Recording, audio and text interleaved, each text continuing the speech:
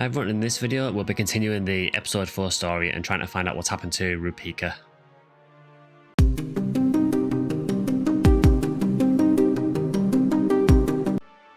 Hi guys, and welcome back to another video for Phantasy Star Online Blueburst. So in today's video we're going to pick up the episode 4 story again. So in the last episode, Rupika was seen to be with Leo Greyheart, and we're not really sure the reason for that yet, but we've been trying to chase her down. It looks like they've gone underground to the desert. So we're going to try and chase after her and try and find out what's going on.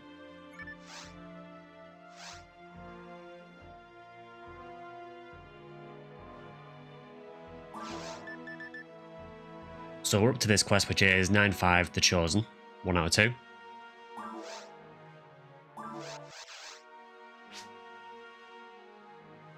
Thank you for coming, Taker. Leo Greyheart has headed further underground along with Rupika. We want you to try and rescue her from him. We can only speculate what his true intentions are. Perhaps there's a clue underground. The teleporter has been prepared to send you to the target area. Unfortunately, the teleport system has been acting up. We were unable to get the coordinates directly to the target zone. So you'll be sent to a location just within the crater. Head in as deep as you can into the crater and get Rupika out of there. Good luck. This situation is so difficult to believe. Actually, I need to inform you of something. Rupika's been under my protection by the behest of our government. So we knew previously that Rupika had been kept an eye on by Pioneer 2, but we weren't exactly sure why. I'm ashamed at having failed in my duty to keep her safe. The situation is grim. Your help will continue to be invaluable to us. Again, we still don't really know why she's been protected by Pioneer 2. Leo seems intent on getting deeper into the crater. I've also heard the Anti-Works organisation is extremely active now. So we heard about these last episode that there's another organisation that's against Works. Why did Leo Greyheart flee into the crater's underground stratum? Is he trying to stay hidden, or is something else going on?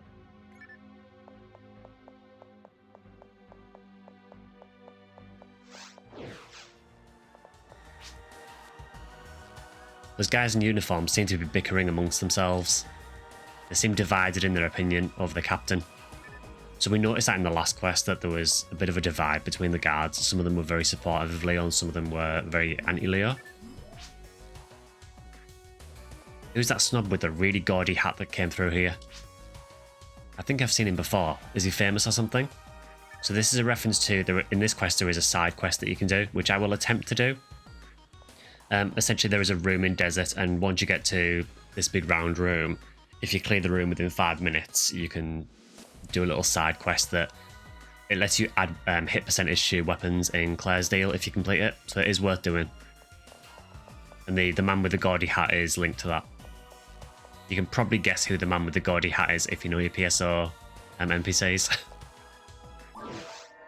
So head down to Crater Interior because unfortunately for some reason the teleporter system wasn't working properly, so we have to actually get to the desert. Again, we are just playing on normal just to get through this a bit quicker.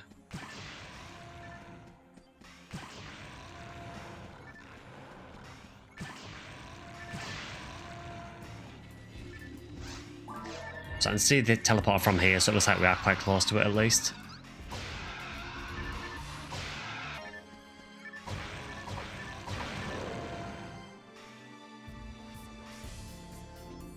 So it looks like we've run into Ash again. So again, we're continuing this theme of bringing back NPCs from the early game.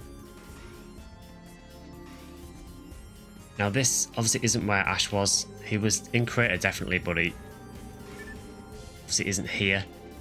So what I'm going to do is I'm actually going to go back and look for him. Ah, he's just up here actually, so not too far. Teleport has been rewired to send people underground.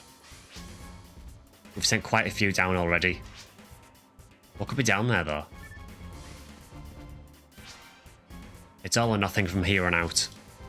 We've got to save her.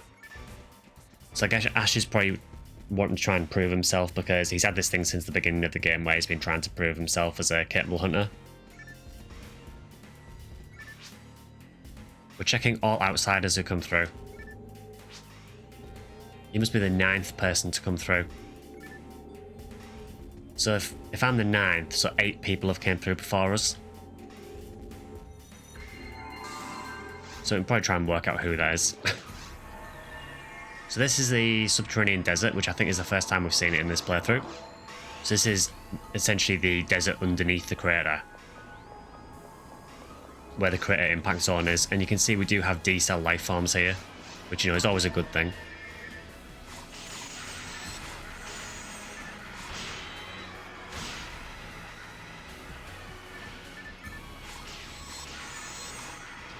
So again, at the moment, we don't really know why D-cell life forms are here. I believe this is the first time seeing them in episode 4, unless you count that random Del Rappy that we ran into. We know that D-cell life forms are normally present wherever the D factor is, so that indicates that there's probably something with the D factor down here.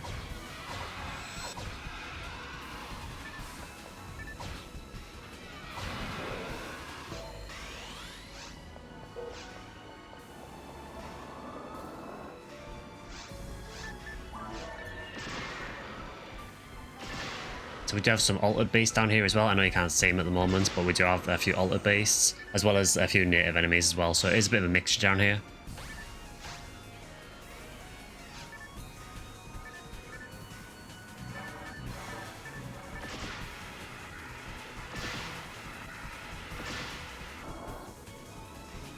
So we'd also have these rooms as well, which, if you look at my health is gradually getting drained. So these rooms are basically superheated. Now in some of these quests you can stand on these raised areas and that will actually stop the health drain. So you can see in this one, if I stand here the health drain actually stops. So it's quite cool that there is these environmental hazards in the desert. Now, this hazard in particular is only used in a couple of quests, but it's cool to see it though.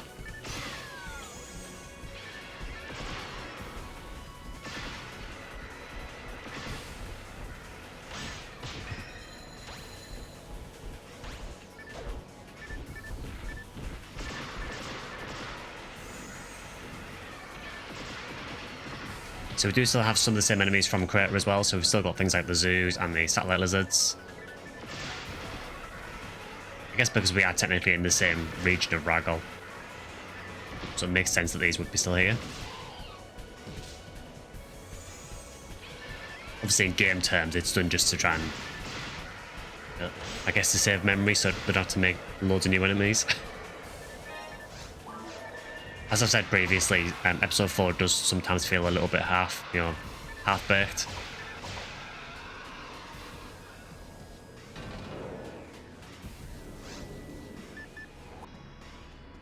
So at the moment we are just pushing through.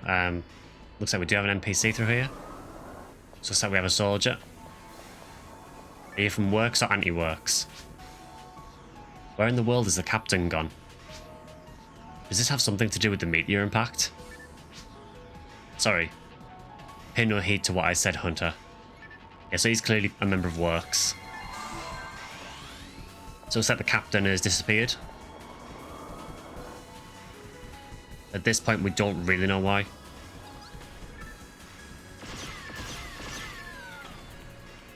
We do also have these stalactites that drop from the ceiling as well.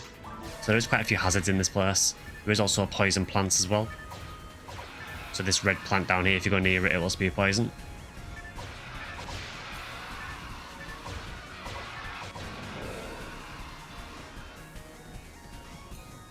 So I ran into Kirik again. So I do wonder if Black Paper are part of this anti-works group. So we'll go and see what Kirik's got to say.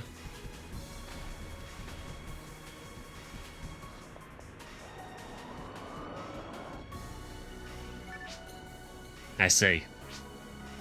Let's not change the subject now. People you're looking for up ahead are gone now. My guess? I only know that they've left and gone someplace else. So Kirik's not being particularly helpful at this point.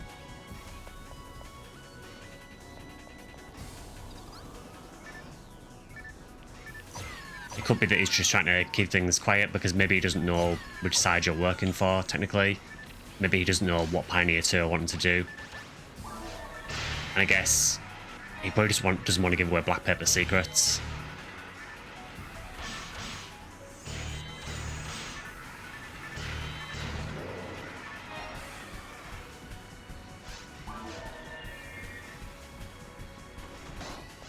So we do also have these beehives as well. If you attack these, sometimes the bees will actually attack you, and I think they can paralyze you. This room is also superheated. So there's a lot of hazards in this quest. See, there's another little hive there as well.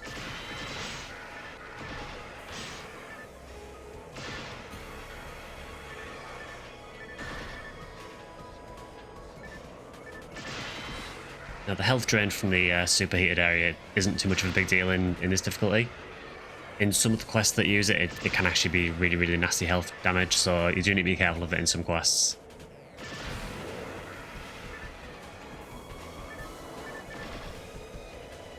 There is a switch there. I'll probably get paralysed going for it, but I think it just turns off the damage actually in the room.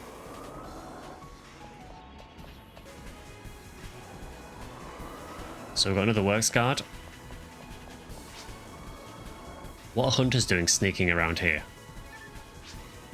Return to the surface immediately. This is a military affair.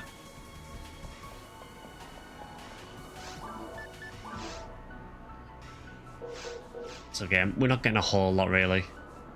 So once you get to this room here, a 5-minute countdown starts. You can't actually see it, but if you clear this room within 5 minutes, you'll get the side quest. So we'll try and do that as fast as we can.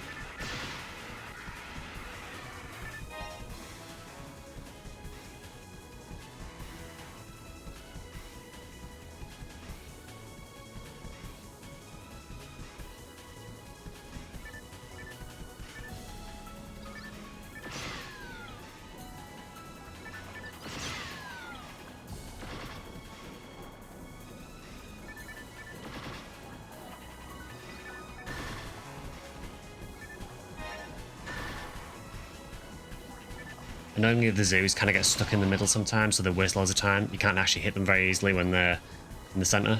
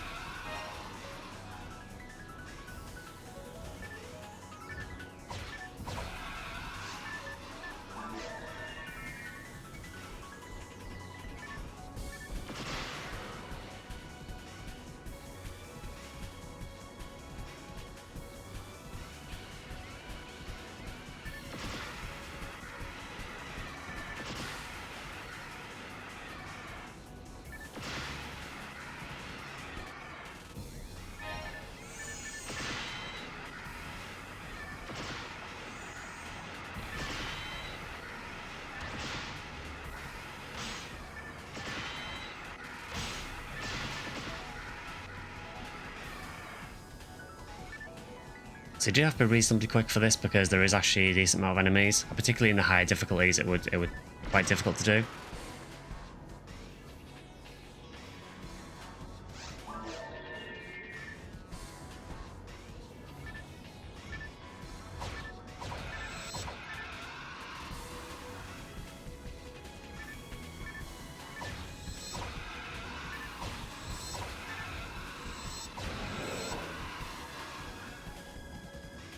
So if you're successful, you'll run into Montague and Eleanor. So if you get Montague and Eleanor to appear, just make sure that you talk to him. I am Dr. Giancarlo Montague. What might you be doing here, Aha. I see. If you want to see where the meteor crashed, go this way. Have I seen a soldier named Leo Greyheart? Well, I think we're getting closer. Do you remember me by any chance? Is your mag doing well, Taker? This refers to a side story quest in episode 1 called Magnitude of Metal, where Eleanor basically shows you the basics of your mag. I'm doing just fine. Right now I am, well, assisting the doctor. We're doing this for the sake of the future. Can you pretend that you didn't hear what I just said? The doctor specifically told me not to tell anyone why we're here. Please take her. He'd be so angry that I even gave a hint. So they mentioned about being here to help save the future. So we don't really know what they're getting at the moment, but it's clear that Montague has got his own sort of goals in mind and is trying to do something to help. If you're curious, by the way, if you take more than 5 minutes, you won't get that cutscene and you won't run into Montague. So once you've seen Montague, all you need to do then, if you do run into him, is just complete the quest and make sure you talk to him again before the end. I'm just going to trigger all these traps first. Probably should have just used a soul.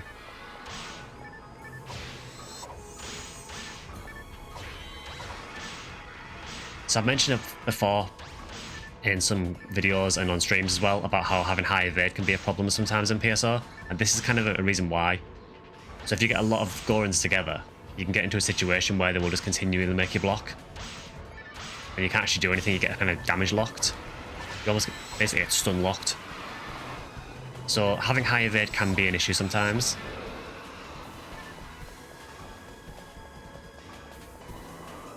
So run to Bernie. So everyone's here. Hey, have you found any leads? Oh man, I should never have taken my eyes off Rupika. What will happen now? So Bernie's clearly quite worried. He was there to guard Rupika when he feels like he's let everyone down because she's disappeared.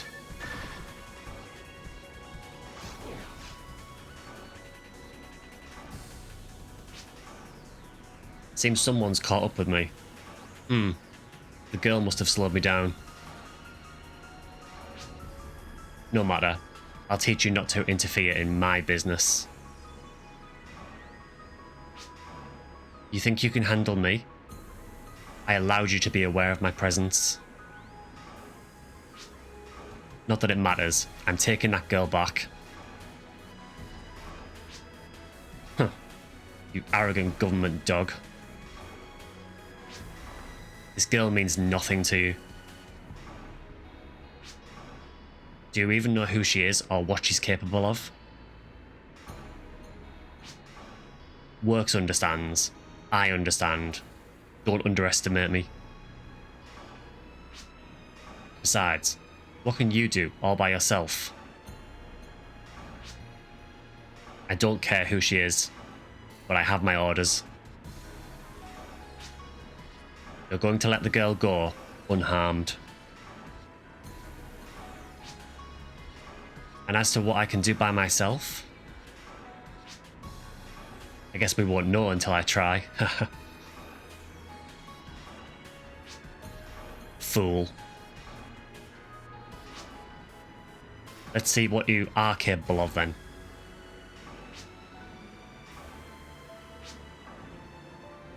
I like how they act out attacking, but don't actually attack. This is a great action sequence, I have to say. No expense was spared in this.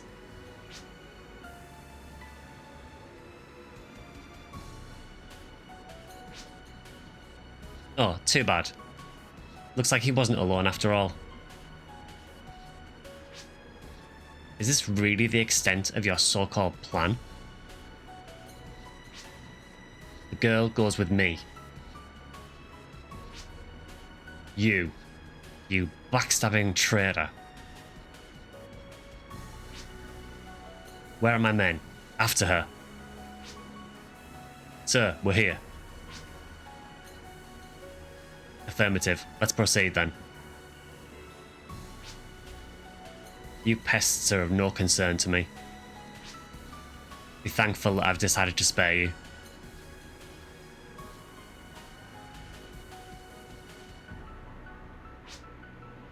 Your group has been a thorn in my side for far too long.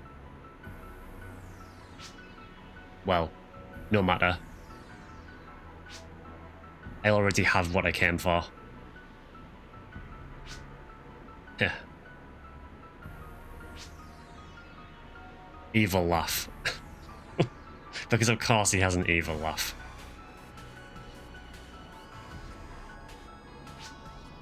I'm glad I found you when I did.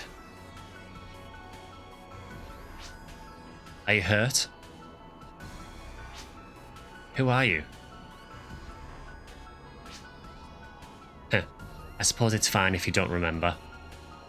So there was this hint before that Sue knew Rupika. Our meeting like this must be fate, you know?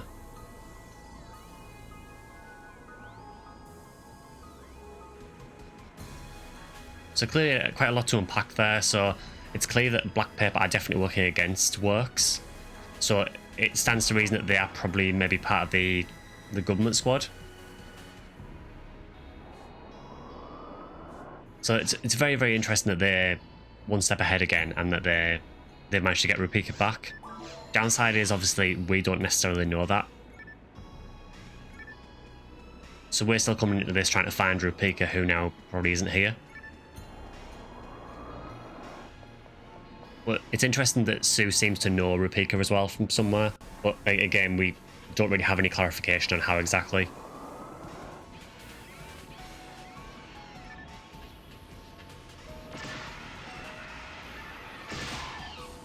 I thought there was a zoo somewhere. I love dark rooms.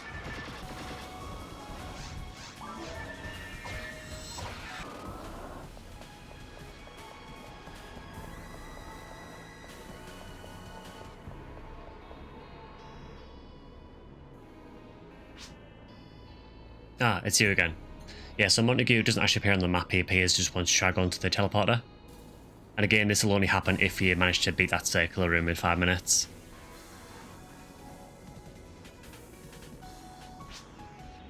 Are you also looking for Rupika? So I'm guessing that means that maybe he is as well. Doctor, the atmospheric photon concentration is... Ah, I should have known. He shouldn't have brought Rupika down here. So Montague clearly knows something about Rupika as well. But then, he doesn't know what I know. This could be bad. Very bad. Taker, could I ask you to do me a favour? You want to know why he brought Rupika underground first? Fair enough. Very well. It's a bit of a yarn though. Bear with me. On Coral, we discovered a new life form in a meteor that struck our planet. Its cells contained an energy much like our man-made photon energy, or photon technology. We term this abnormal photon presence as the D factor. The D factor has a great effect on natural and artificial life forms. So this is, for example, when the robots in the mines in episode 1 went berserk, all the things that got mutated in the caves, everything sort of is tied to the D factor. It infests, fuses with things, and makes them evolve. One of the results of our experiment was the development of mags, which explains why Montague is involved with it, and Eleanor. This has all been kept secret from the public, naturally. So yeah, so the mags that you're using in PSO are actually developed from the D factor.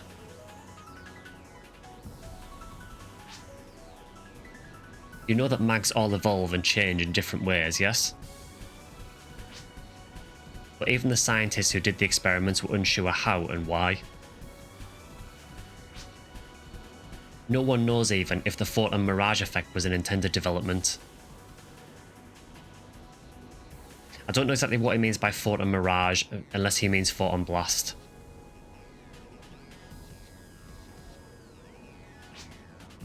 Anyway, after Mags, we began to create androids and humans as well. Thanks to the D-Factor, the military was able to create emotional AI. So going by what he's saying then, I'm assuming that androids and humans are also created partially from the results of the D-Factor as well then. This is actually new to me because honestly it's been so long since I played episode 4, I can't remember a lot of the episode 4 story. Many advancements are perpetuated by the military. That's just how it always seems. In any case, I approve the project. They wanted to use the emotional AI for military purposes. And they needed other systems to work in tandem with it. The unification of mags, androids, and other weapon systems. They needed to create Mother. All of this happened in concordance with the Mother project. However, under Work's guidance, the Mother project failed. But Leo Greyheart apparently hasn't given up. Rupika has the D-Factor infused with her DNA. Oh dear, that is a terrible thing. Although I guess, judging by what he said, I mean, Rupika is a human, so he mentioned about how androids and humans were developed after mags. So it stands to reason that potentially she had some D-Factor already, but is this implying that she's got more D-Factor infused in her DNA? He wants to use this to start the Mother project anew. And so, we have our present situation. It may be a bit much to absorb all at once, I know. I've been informed that Rupika may have already escaped from Greyheart. Even so, she may be residing even deeper inside these strata. So that still leaves us with a job to find her. Find her, okay? I do like how he says that still leaves us with the job to find her, and then he says, find her, okay? That implies that you're just getting me to find her.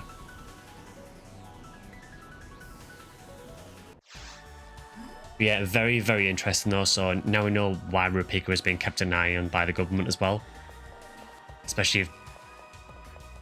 It does make you wonder how much of the government know about the D-Factor in DNA. I'm going to assume that maybe the high-ups in the government do, and maybe Tyrell does. But it's hard to tell who exactly would know that, because that is the kind of information that would be kept secret from a lot of people. And as we know from the previous lore playthroughs in episode 1 and 2, the government keeps a lot of things secret from the public.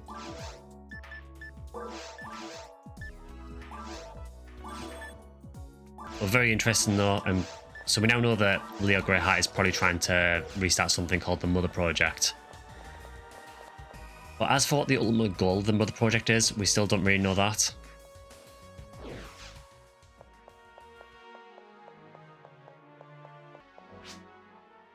They escaped again.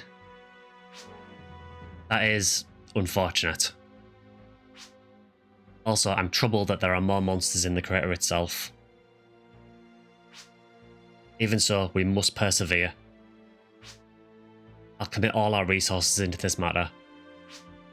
Thank you for all your effort. Now go relax while my team works on the data you provided.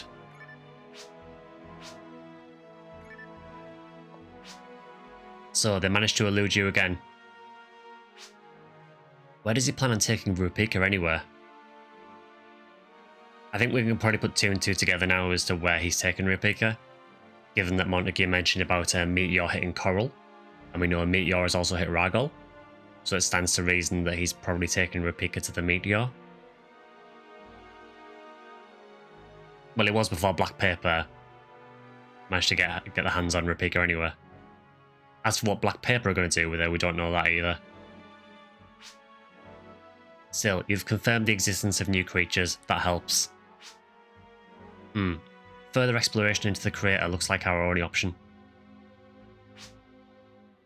Even though you didn't catch them, your info has been invaluable. Our teams will follow up on the leads that you brought us. Take time to rest while you can. Meanwhile, we'll analyse your information.